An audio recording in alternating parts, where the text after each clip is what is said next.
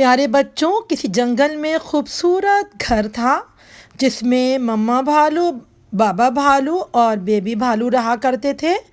مما بھالو نے پورج بنایا، تینوں مل کر کھانے لگے، لیکن پورج تو بہت گرم تھا۔ بابا بھالو بولے، پورج تو بہت گرم ہے، کیوں نہ منّے بھالو کی مما جنگل کی سیر کو چلیں؟ کیا خیال ہے؟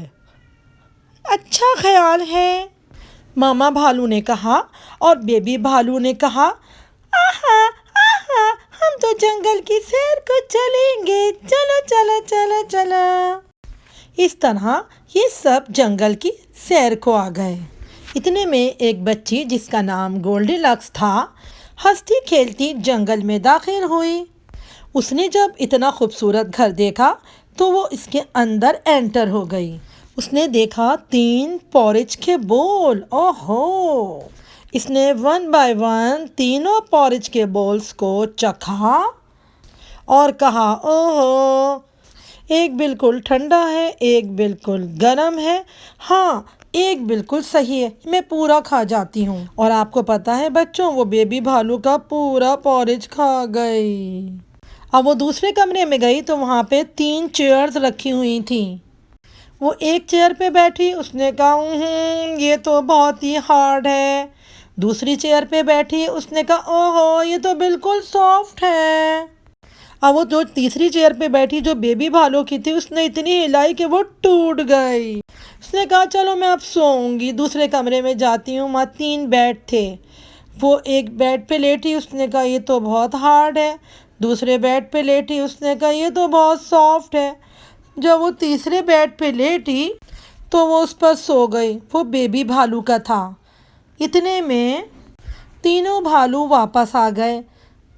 جب اپنے گھر پہنچے تو انہوں نے دیکھا 2 پیالے تو فل تھے، ایک پیالہ ایمپٹی تھا، اور وہ ایمپٹی جس کا پیالہ تھا وہ بیبی بھالو تھے۔ بیبی بھالو نے کہا، میرا پورج کس نے ختم کر لیا؟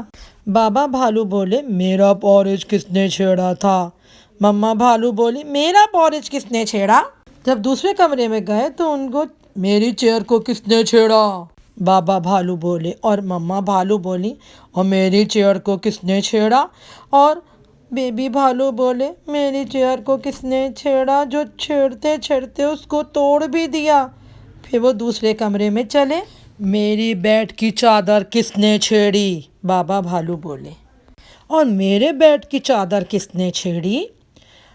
اور میرے بستر پہ کون لیٹا تھا جو ابھی بھی لیٹا ہے بلکہ سو رہا ہے؟ اتنے میں گولڈی لکس کی آنکھ کھلی اور وہ کھڑکی سے کود کر بھاگی، اور بھاگتے بھاگتے بھاگتے اپنے گھر کی طرف گئی اور اپنی مما سے جا کر لپٹ گئی اور کہنے لگی، آئندہ میں کبھی بھی بغیر پوچھے آپ سے جنگل میں نہیں جاؤں گی۔